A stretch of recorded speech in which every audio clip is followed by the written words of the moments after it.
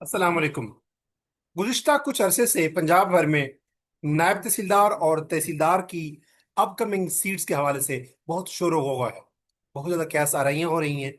मैं अपनी इस वीडियो में डिस्कस करूंगा कि ये नायब तहसीलदार और तहसीलदार की जो सीट्स हैं ये इंपॉर्टेंट क्यों हैं, क्यों इनका इतना शिद्दत के साथ कैंडिडेट की तरफ से वेट किया जा रहा है। पहली बात। दूसरा, मैं इस वीडियो में डिस्कस करूंगा कि नायब तहसीलदार और तहसीलदार के जो रीसेंट पेपर्स हुए उसमें तहसीलदार का और नायब तहसीलदार का सिलेबस क्या था। तीसरा, इस वीडियो में मैं डिस्कस करूंगा कि ये जो अपकमिंग सीट्स हैं नायब तहसीलदार की और तहसीलदार की ये कब तक एक्सपेक्टेड हैं। और चौथा, मैं इस वीडियो में डिस्कस करूंगा कि अगर आप नायब तहसीलदार और तहसीलदार की सीट्स की तैयारी करना चाहते हैं तो उसका मॉडस ऑपरेंडाई, स्टडी प्लान, हिकमत अमली या लाए अमल क्या होना चाहिए ताकि आप इंटरव्यू के लिए शॉर्टलिस्ट हो सकें। और पंजाब में डिफरेंट जो डिवीजन हैं, ऑलमोस्ट 10 से 11 डिवीजन, उसमें बतौर नायब तहसीलदार 14 स्केल पे और बतौर तहसीलदार 16 स्केल पे तैनात होके लैंड रेवेन्यू एडमिनिस्ट्रेशन के अंदर की पोस्ट के ऊपर विराजमान हो सके। सबसे पहले मैं डिस्कस करूंगा कि ये जो नायब तहसीलदार की और तहसीलदार की सीट्स हैं ये इतनी की क्यों होती हैं, इतनी इंपॉर्टेंट या इतनी सिग्निफिकेंट क्यों होती हैं। तहसीलदार की सीट 16 स्केल की और नायब तहसीलदार की सीट 14 स्केल की सीट, ये बेसिकली पंजाब के अंदर पंजाब रेवेन्यू डिपार्टमेंट के अंदर सीट्स होती हैं, यानी लैंड रेवेन्यू डिपार्टमेंट के अंदर। अगर हम देखें तो पाकिस्तान जब इंडिया से आज़ाद हुआ तो कुछ ज़मीनें पाकिस्तान के हिस्से में आई, कुछ ज़मीनें इंडिया में आई। अब इंडिया के बहुत से लोग, यानी वहाँ के लोग जो है वो पाकिस्तान में आए तो वो अपनी ज़मीनें वहीं पे छोड़ के आए, और यहाँ के लोग जब वो इंडिया में चले गए तो वो अपनी ज़मीनें यहाँ पे छोड़ गए। जब पाकिस्तान और इंडिया अलग-अलग हुए मुत्तहिदा हिंदुस्तान से तो यहाँ की ज़मीनें जो हैं वो यहाँ के मकामी लोगों में तकसीम की गई। इस उसी मुनासबत से, जिस मुनासबत से उनकी ज़मीनें पहले इंडिया में होती थी, या यहाँ के लोग जब वो इंडिया में गए तो उन्होंने उतने ही जमीन क्लेम करने की कोशिश की जितनी जमीनें उनकी यहाँ पे पाकिस्तान में, पहले मगरबी पाकिस्तान में या मौजूदा जो पाकिस्तान है इसमें थी। अब जब लोग यहाँ पे मुकीम हुए पाकिस्तान में तो कुछ लोगों को बहुत ज़्यादा ज़मीनें अलाट की गई अंग्रेज़ों की तरफ से, वफादारियों की वजह से कह लें। कुछ लोगों ने ज़मीनें परचेज की, कुछ लोगों को जमीन गिफ्ट मिली, कुछ लोगों ने जमीनें आपस में पार्टीशन के जरिए उनको उनके हिस्से में आई। तो ये जो जमीन है जो पंजाब के अंदर, इन जमीनों की डिफरेंट रिफॉर्म्स होती रही। यूं लैंड ओनर और लैंड होल्डर्स और टेनेंट्स यानी कि मज़ारे, मुख्तलिफ लोग मुख्तलिफ वक्त में उनकी ज़मीन के अंदर इंटरेस्ट और राइट्स बनते गए। तो कुछ लोग बहुत बड़े ज़मींदार बन गए और कुछ लोग मुतवस्सित ज़मींदार बने, कुछ लोग मुजारे के तौर पे काम करते रहे हैं और अब भी कर रहे हैं।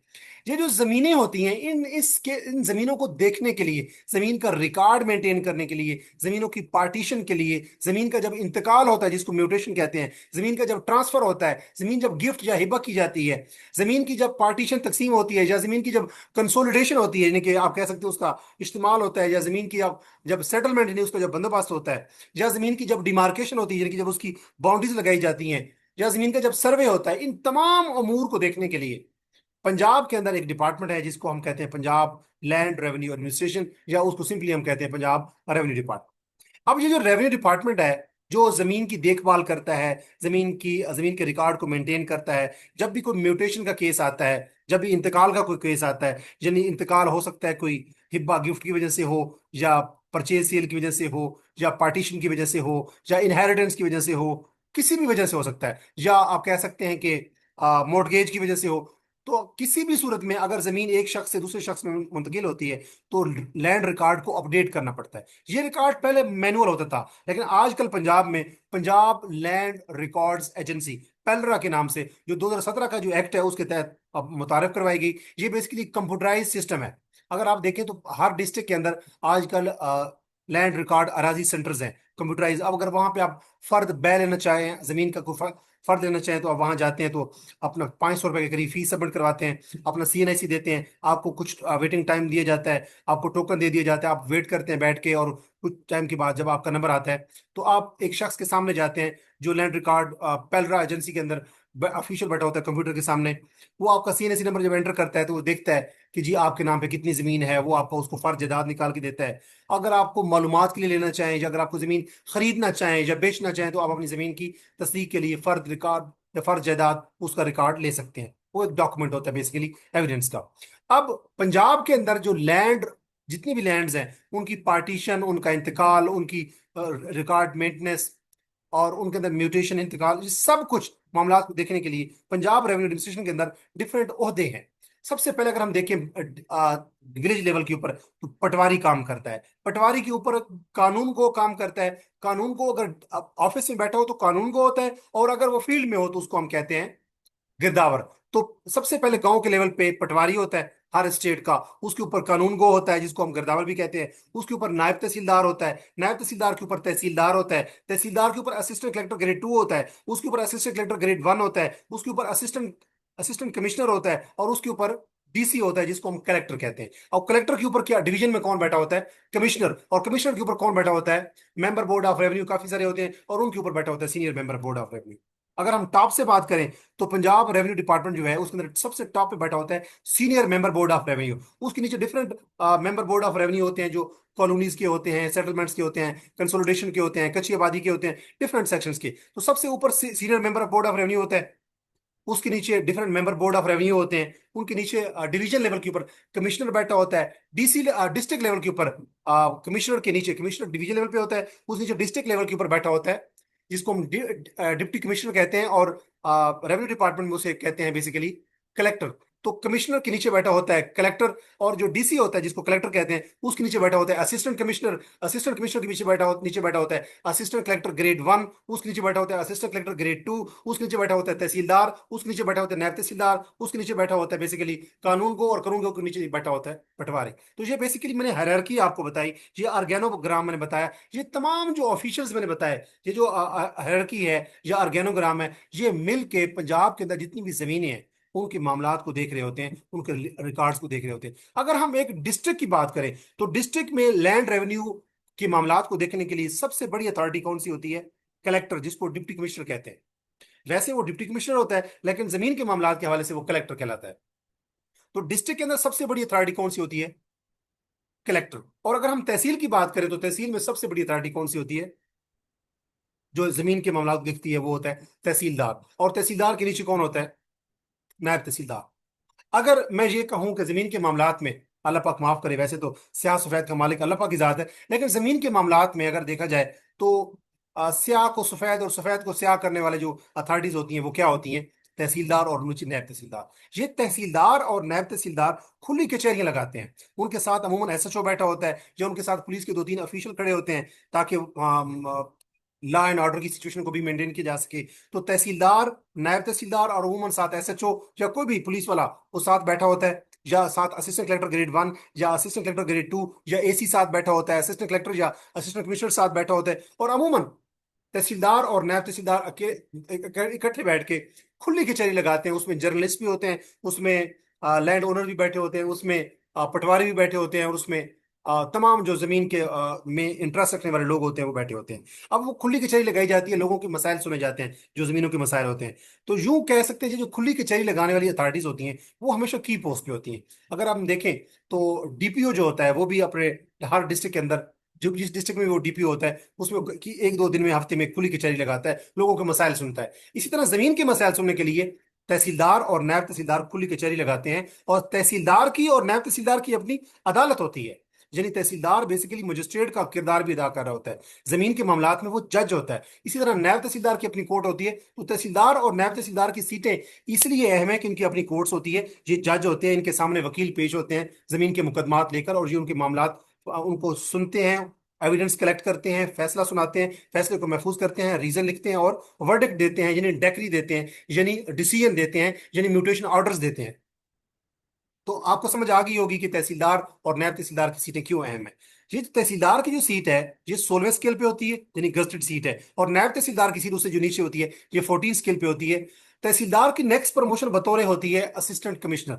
यानी तहसीलदार अगर देखा जाए तो ये रेवेन्यू डिपार्टमेंट में होते हैं, लेकिन जब इनकी प्रमोशन होती है तो ये SNGAD यानी services and general administration department में चले जाते हैं, और बतौर वहां पे आपको पता है SNGAD डिपार्टमेंट में बतौर एसी जाते हैं, असिस्टेंट कमिश्नर जाते हैं, और असिस्टेंट कमिश्नर से ऊपर ये डीसी तक भी जा सकते हैं, और मेंबर बोर्ड ऑफ रेवेन्यू तक भी जा सकते हैं। इनकी हॉरिजेंटल और वर्टिकल मोबिलिटी भी होती रहती है। इनको कहीं पे एसडीओ का चार्ज मिलता है, एसडीओ पैरा का, कहीं पे इनको मजिस्ट्रेट का चार्ज मिलता है, कहीं पे इनको प्राइस पेस्ट कंट्रोल इंस्पेक्टर बनाया जाता है। कभी वहीं पे अगर कोई फ्लड्स आए या अर्थक्वेक है तो इनको रिलीफ इंचार्ज बना दिया जाता है। तो तहसीलदार और नायब तहसीलदार की सीटें बहुत इंपॉर्टेंट है। जैसे मैंने कहा कि तहसीलदार आगे प्रमोट होकर एसी बनता है और आगे ये डीसी तक भी जा सकता है, और तहसीलदार प्रमोट होकर जैसे हमने कहा एसी बनता है, तो एसी से ये बाद में सेक्शन ऑफिसर या इसको एसडीओ लगा दिया जाता है किसी भी डिपार्टमेंट का, और उसके बाद ये मेंबर बोर्ड ऑफ रेवेन्यू तक जा सकता है। अगर हम नायब तहसीलदार की बात करें तो नायब तहसीलदार प्रमोट होके तहसीलदार बनता है, और तहसीलदार आगे प्रमोट होके एसी बनता है, और इस तरीके से वही ऑर्गेनोग्राम। अब ये आपको समझ आ गई। अगर हम पंजाब में किसी भी डिपार्टमेंट में देखें, चाहे आप पुलिस का डिपार्टमेंट देख लें, चाहे आप एजुकेशन का डिपार्टमेंट देख लें, चाहे आप एग्रीकल्चर का डिपार्टमेंट देख लें, या किसी भी डिपार्टमेंट की बात करें, उसमें इतने अख्तियारात नहीं होते जो रेवेन्यू डिपार्टमेंट में तहसीलदार और नायब तहसीलदार को होते हैं।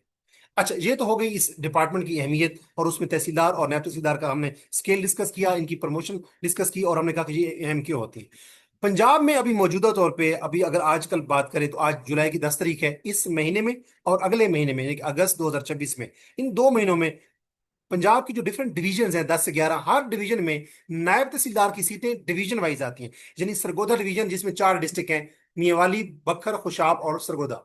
इसी तरह अगर हम बात करें राजरपुर डिवीजन, सॉरी डेरा गाजी खान डिवीजन, उसमें डेरा गाजी खान, राजनपुर, मुजफ्फरगढ़ और लिया। तो ये जो 4 डिस्ट्रिक्ट हैं डेरा गाजी खान डिवीजन में। इसी तरीके से मुल्तान डिवीजन है, इसी तरीके से रावलपिंडी डिवीजन है, फैसलाबाद डिवीजन है, और इसी तरीके से लाहौर डिवीजन है। तो पंजाब के अंदर जितनी भी डिवीजन हैं और भावलपुर डिवीजन है, हर डिवीजन की नायब तहसीलदार की सीट 14 स्केल की हर डिवीजन वाइज आती हैं। यानी पंजाब की जो सरगोधा डिवीजन की सीट्स होंगी उसमें भावलपुर वाले लोग compete नहीं कर पाएंगे, और रावलपिंडी डिवीजन में सरगोधा वाले लोग अप्लाई नहीं कर पाएंगे। इसी तरह मुल्तान डिवीजन में सरगोधा वाले लोग अप्लाई भी नहीं कर पाएंगे और वो compete भी वहां नहीं कर पाएंगे। लिहाजा नायब तहसीलदार की सीट्स हमेशा डिवीजन वाइज आती हैं। और अगर तहसीलदार की सीट की बातें करें तो तहसीलदार की सीटें जो होती हैं वो पंजाब लेवल पे ओपन मेरिट पे आती हैं, और उसमें तमाम लोग अप्लाई कर सकते हैं। तहसीलदार की 16 स्केल की सीट होती है और नायब तहसीलदार की 14 की। अब जब तहसीलदार की सीट्स आती है तो उसमें पूरे पंजाब से लोग अप्लाई करते हैं, यानी पंजाब की तमाम डिवीजन से। उसमें स्पेशल पर्सन भी अप्लाई करते हैं, मिनारिटी कोटा भी अप्लाई करते हैं, विमेन भी अप्लाई करती हैं, मर्द भी, तमाम लोग। तो अगर हम बात करें, जो रीसेंट एस्टिमेट्स हैं उनके मुताबिक नायब तहसीलदार की डिवीजन वाइज सीट्स इसी मंथ में और अगले महीने यानी जुलाई और अगस्त 2026 में आने के चांसेस 100% है। और अगर हम तहसीलदार की बात करें तो तहसीलदार की जो सीट्स हैं उनके बारे में जो मेरे इंटरनल रिसोर्सेज हैं पीपीएससी में, उनके मुताबिक, और जो रेवेन्यू डिपार्टमेंट में मेरे रिसोर्सेज हैं, रिलायबल रिसोर्सेज, उनके मुताबिक तहसीलदार की अपकमिंग सीट्स जो है वो 2026 के लास्ट क्वार्टर में उनके आने के चांसेस है। यानी जुलाई अगस्त में इनके चांसेस नहीं है, बल्कि इनके चांसेस हैं आखिरी 2-3 महीनों में, यानी कि अक्टूबर, नवंबर, दिसंबर में जो आखिरी क्वार्टर बनता है, इसमें 2026 के आखिरी क्वार्टर में तहसीलदार की सीट्स आ सकती हैं। अब बात करते हैं कि जो रीसेंट सीट्स हुई, एडवर्टाइज हुई थी नायब तहसीलदार की और तहसीलदार की, अगर हम बात करें तो लास्ट में तहसीलदार की सीट्स पंजाब में आई थी 2023 में, और उनके टेस्ट हुए थे 2025 में, और उनके अभी आजकल इन दिनों में आजकल उनके साइकोलॉजिकल टेस्ट हो रहे हैं, और उसके बाद जुलाई के मंथ में, इसी मंथ के एंड पे तहसीलदार की जो 2023 में सीट्स आई थी उनके फाइनल इंटरव्यूज एक्सपेक्टेड है इसी मंथ के एंड में। तो तहसीलदार का जो सिलेबस था लास्ट, उसमें 4 पेपर थे। यानी एक इंग्लिश पेपर, इंग्लिश ऐसे का 100 मार्क्स का, और दूसरा जो पेपर था वो उर्दू ऐसे कंपोजिशन एंड प्रेसी का था। यानी उसमें ऐसे भी था, उर्दू का मजमून भी था, उसमें तलखीस भी थी, उसमें कम्प्रीहेंशन भी थी, उसमें आ, एक पैराग्राफ दिया हुआ था उर्दू का, इंग्लिश का सॉरी, उसका उर्दू में तर्जमा भी करना था, मुहावरों का इस्तेमाल भी था। तो ये उर्दू का डिस्क्रिप्टिव पेपर था, इंग्लिश ऐसे का पेपर था, ये 2 डिस्क्रिप्टिव पेपर थे, एक जीके का पेपर था और रेवेन्यू लॉस का पेपर था। ये 4 पेपर थे। ये हिस्ट्री में पहली मर्तबा ऐसा हुआ है कि तहसीलदार के 4 पेपर थे। इससे पहले 2022 में जो सीट्स आई थी उसमें सिर्फ 2021 में, सॉरी 2021-22 में जो सीट्स थी उसमें सिर्फ तहसीलदार में सिर्फ 2 पेपर थे। एक पेपर जो था वो जीके का था, और जो दूसरा पेपर था वो बेसिकली इंग्लिश का पेपर था। अब आपको ये भी पता चल गया कि तहसीलदार के लास्ट टाइम उसका सिलेबस क्या था, उसमें 4 पेपर थे, 2 डिस्क्रिप्टिव इंग्लिश और उर्दू, और 2 पेपर ऑब्जेक्टिव जीके का और रेवेन्यू लॉस का। ये लास्ट टाइम 2023 में जो तहसीलदार की सीट्स आई थी उनके 4 पेपर थे, जो सिलेबस मैंने बता दिया। और 2021 में जो उससे पहले 2021-22 में जो तहसीलदार की सीट्स आई थी उसमें सिर्फ 2 पेपर थे, एक जीके का पेपर था एमसीक्यूज बेस्ड पेपर, और दूसरा पेपर जो था वो इंग्लिश का पेपर था, वो भी एमसीक्यूज बेस्ड पेपर था। क्लियर। अब हम बात करते हैं कि लास्ट टाइम जो नायब तहसीलदार की सीट्स आई थी उसमें फिर 4 पेपर थे, उसी तरह इंग्लिश का पेपर और उर्दू का पेपर। ये पेपर जो थे बेसिकली, अगरचे मुख्तसर पेपर थे 25-25 नंबर के, ये जो पेपर दोनों थे ये बेसिकली थे सब्जेक्टिव, और जीके का पेपर सॉरी, 4 पेपर। जी, उर्दू का पेपर और इंग्लिश का पेपर ये सब्जेक्टिव थे, और इसी तरह जीके का पेपर और रेवेन्यू लॉज का पेपर ये एमसीक्यूज बेस्ड पेपर थे। लेकिन अगर इससे पहले की बात करें, 2021-22 में जो नायब तहसीलदार की सीट्स आई थी, उसमें फिर इनके दो ही पेपर थे, जैसे मैंने बताया, जीके का पेपर और रेवेन्यू लॉज का पेपर। सॉरी, जीके का पेपर और इंग्लिश का पेपर। जीके का पेपर भी एमसीक्यूज और इंग्लिश का पेपर भी एमसीक्यूज। अब जो अपकमिंग सीट्स हैं, यानी इस मंथ में और अगले महीने में जो नायब तहसीलदार की सीट्स हैं, और जो 2026 के आखिरी क्वार्टर में जो तहसीलदार की सीट्स एक्सपेक्टेड है, उसमें सिलेबस क्या हो सकता है। याद रखें, तहसीलदार का जो पेपर है, क्योंकि तहसीलदार का स्केल 16 होता है, तो तहसीलदार के लिए चांसेस यही हैं कि 4 पेपर ही मेंटेन किए जाएंगे, इंग्लिश का पेपर, ऐसे का, और उर्दू का पेपर, वो भी उर्दू ऐसे कंपोजिशन प्रेस ही उसमें सब्जेक्टिव पेपर होगा, और जीके का पेपर और रेवेन्यू लॉज का पेपर, ये 2 पेपर ऑब्जेक्टिव और ये 2 पेपर सब्जेक्टिव। ये तो तहसीलदार का सिलेबस है, इसके बारे में यही एक्सपेक्ट किया जा रहा है। लेकिन जो नायब तहसीलदार की सीट्स होती हैं, जो 14 स्केल की हैं, उसमें 4 पेपर के चांसेस मिनिमम है, और 2 पेपर के चांसेस ब्राइटर हैं। अब वो 2 पेपर कौन से हो सकते हैं?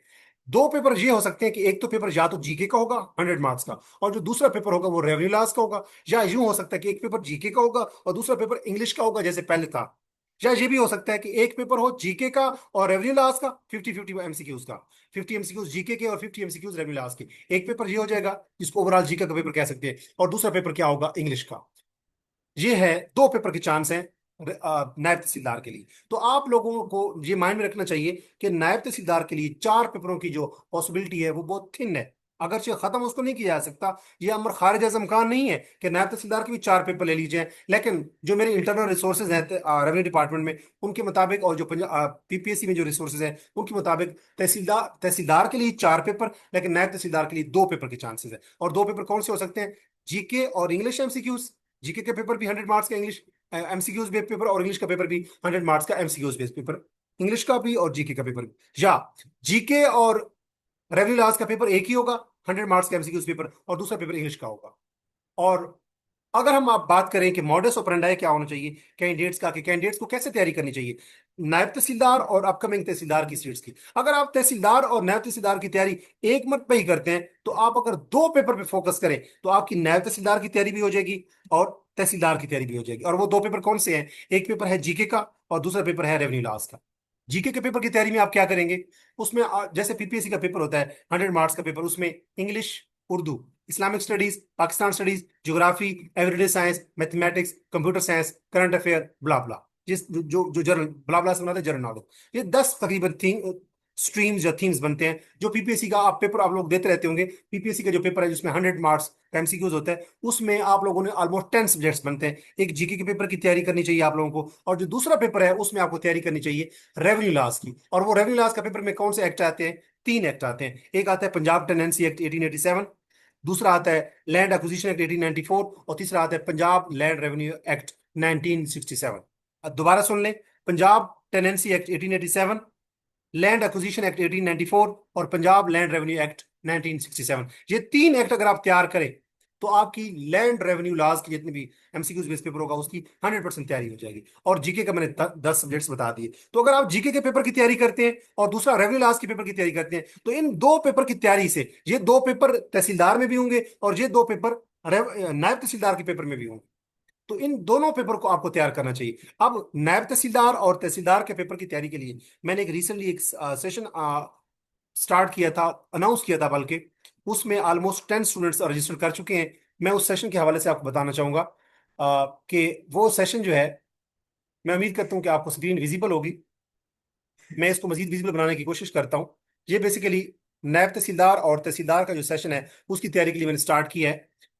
ये लिखा हुआ तो अगरचे नायब तहसीलदार है, लेकिन ये नायब तहसीलदार और तहसीलदार दोनों के लिए यूजफुल है। इसमें बेसिकली जीके के ऊपर मैं फोकस कर रहा हूँ और रेवेन्यू लॉज पे फोकस कर रहा हूँ। जीके के जैसे मैंने बता दिए 10 सब्जेक्ट्स, वो इसमें कवर किए जाएंगे, और रेवेन्यू लॉज में जो मैंने 3 एक्ट बताए वो भी इसमें कवर किए जाएंगे। ये 2 मंथ का सेशन है। और इसका मॉडस ऑपरेंडी सुन लें कि मैंने इसको कैसे लेके मैं चलूंगा।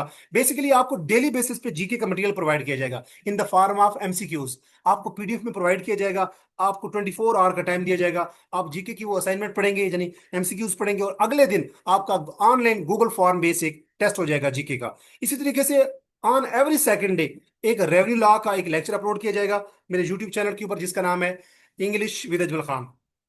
रेवेन्यू लॉ का जैसे ही लेक्चर अपलोड होगा, आप जो कैंडिडेट्स मेरा एनरोल्ड मेंबर को ज्वाइन करेंगे, जो मेरे एनरोल्ड मेंबर होंगे इस सेशन में, वो उस लेक्चर को सुनेंगे और उस सेशन में, उस लेक्चर के अंदर रेवेन्यू लॉ के में जो कुछ भी मैंने डिस्कस किया होगा उसमें से अगले दिन टेस्ट होगा रेवेन्यू लॉ का। यूं एक दिन जीके का टेस्ट होगा और अगले दिन रेवेन्यू लॉ का टेस्ट होगा, अगले दिन जीके का टेस्ट होगा, अगले दिन रेवेन्यू लॉ का टेस्ट होगा। यूं एक महीने में 15 टेस्ट जीके के होंगे और 15 टेस्ट रेवेन्यू लॉस के होंगे। और इसी तरीके से अगले महीने में फिर 15 टेस्ट जीके के होंगे और 15 टेस्ट रेवेन्यू लॉस के होंगे। यूं 30 टेस्ट बनेंगे जीके के और 30 टेस्ट बनेंगे बेसिकली रेवेन्यू लॉस के। यूं इस तरीके से मैं जीके को और रेवेन्यू लॉस को खत्म करने की कोशिश करूंगा फ्रॉम ए टू जी। अब अगर हम बात करें कि रेवेन्यू लॉ चूंकि टेक्निकल सब्जेक्ट है, अब उसकी समझ कैसे आएगी, तो जैसे मैंने बताया कि एवरी सेकंड डे उसका कोई ना कोई लेक्चर अपलोड किया जा रहा होगा। But rather I would try my level best कि मैं डेली बेसिस पे रेवेन्यू लॉस के एक लेक्चर अपलोड करूं।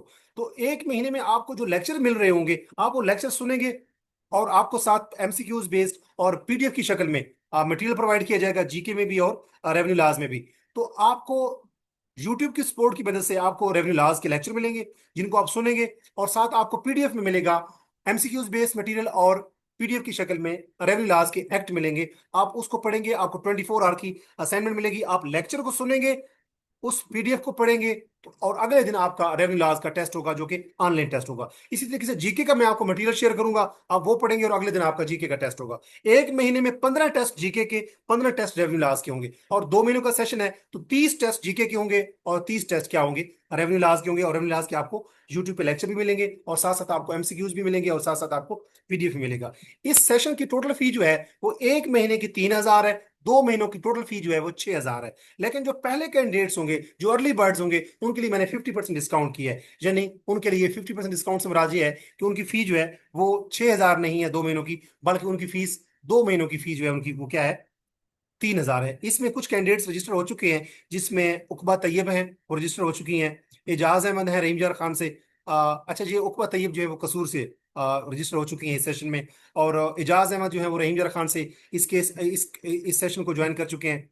आसमा मुनीर जो है वो गुजरांवाला से इसमें रजिस्टर हो चुकी हैं, और ओवैस हैं ये चनेवट से हैं, ये इसमें रजिस्टर हो चुके हैं। मलाइकतुल जहरा ये लाहौर से इसमें रजिस्टर हो चुकी हैं। सैफुर रहमान जो है उनका मैं सिटी नेम साथ लिखना भूल गया, सैफुर रहमान इसमें रजिस्टर हो चुके हैं। और अमीर हमजा हैं जो जोराबाद खुशाब से हैं वो इसमें रजिस्टर हो चुके हैं। और समरा वारिस हैं जो सियालकोट से हैं वो भी इसमें रजिस्टर हो चुके हैं। ये 9 कैंडिडेट्स इसमें रजिस्टर हो चुके हैं। मैं 10 कैंडिडेट्स और वेट करूंगा, 10 स्टूडेंट्स की गुंजाइश अभी इस सेशन में मजीद है। 20 कैंडिडेट्स के साथ मैं इस सेशन को स्टार्ट करूंगा, और ये सेशन मेरा स्टार्ट होने जा रहा है इंशाल्लाह 14 जुलाई से। मैं अभी वेट कर रहा हूँ 2-4 दिन, ताकि और कैंडिडेट्स भी इसमें सेशन में शामिल हो सके। और ये 20 का बैच जो है ये स्टार्ट हो जाएगा इंशाल्लाह 14 जुलाई 2026 से, और ये 2 महीनों का होगा, यानी 14 जुलाई से 14 अगस्त और 14 से 14 सितंबर। ये 14 सितंबर को जाके ये खत्म होगा, 14 जुलाई से स्टार्ट होगा और 14 सितंबर को खत्म होगा। और इसमें तीनों एक्ट रेवेन्यू लॉस के खत्म हो जाएंगे, through assignment based, through lecture based and through test based. और इसी तरीके से जीके के आपको मटेरियल एमसीक्यूज बेस में प्रोवाइड किया जाएगा, और हर एवरी सेकंड डे आपका जीके का टेस्ट होगा। जो 30 टेस्ट जीके के, 30 टेस्ट रेवेन्यू लॉस के, और ये आपका तहसीलदार और नायब तहसीलदार का जीके और रेवेन्यू लॉस की मैं ए टू जी 100% तैयारी करवाने के लिए ये सेशन स्टार्ट करने जा रहा हूं। अगर आप इसमें इंटरेस्टेड हैं तो व्हाट्सएप नंबर जो है वो यहाँ पे मैं मेंशन कर दिया है मैंने, आप जरा देखें, आपके सामने विजिबल होगा, 0332 6896 568। दोबारा देख लें, 0332 6896 568। इस नंबर पे आपने अपना नेम लिखना है, अपनी क्वालिफिकेशन लिखनी है, करंट जॉब या जो प्रोफेशन है वो लिखना है, अपना सिटी लिखना है, और आपने मुझे व्हाट्सअप करना है। मैं आपको इस केस में इस सेशन में रजिस्टर करूंगा। इस सेशन के जैसे बताया, दौरानिया 2 मंथ का है। टोटल फी जो है एक महीने की 3,000 है, 2 महीनों की फीस बन जाएगी 6,000। लेकिन अगर आप इसमें अर्ली बर्ड्स डिस्काउंट लेना चाहते हैं तो आप फिल फॉर इस सेशन को ज्वाइन करें, ताकि आपकी फीस 6,000 की बजाय 2 महीनों की फीस आपकी क्या हो, हाफ, यानी 3,000 हो। अगर आप इस 50% डिस्काउंट से फायदा उठाना चाहते हैं तो नायब तहसीलदार और तहसीलदार की तैयारी आप सिर्फ 3,000 रुपये में कर सकते हैं, through GK preparation and through revenue laws preparation. अगर आप इसमें इस सेशन में एंटर होना चाहते हैं, रजिस्टर होना चाहते हैं, तो इस व्हाट्सएप नंबर पे मेंशन करें, मुझे आपके मैसेज का इंतजार रहेगा। और अगर आप तहसीलदार और नायब तहसीलदार के इस सेशन को ज्वाइन करके ए टू जी इसमें शमूलियत अख्तियार करते हैं, तो नायब तहसीलदार की अपकमिंग सीट्स और तहसीलदार की सीट्स में जीके और रेवेन्यू लॉस आपका 100% तैयार होगा। And I give you guarantee that through joining this session you will feel satisfied, gratified, and you will feel confident that you have joined a wonderful session for GK preparation as well as for revenue laws preparation. अपना ख्याल रखें। मैं अपने आने वाली video में एक नए थीम के साथ आपकी खिदमत में दोबारा हाजिर हूंगा। अगर आप मेरे channel English with Imran Khan के ऊपर न्यू हैं तो इस चैनल को सब्सक्राइब कीजिए ताकि इस किस्म की वीडियोस आप तक बर वक्त पहुंच रहे। अपना ख्याल रखें, और उन लोगों का जो आपसे जुड़े हुए हैं, इस वीडियो के कमेंट सेक्शन में अपनी फीडबैक से भी मुझे जरूर आगाह करें। अगर कोई क्वेश्चन या क्यूरी हो तो वो भी लिखिए ताकि मैं आपके क्वेश्चंस को एड्रेस कर सकूं। अल्लाह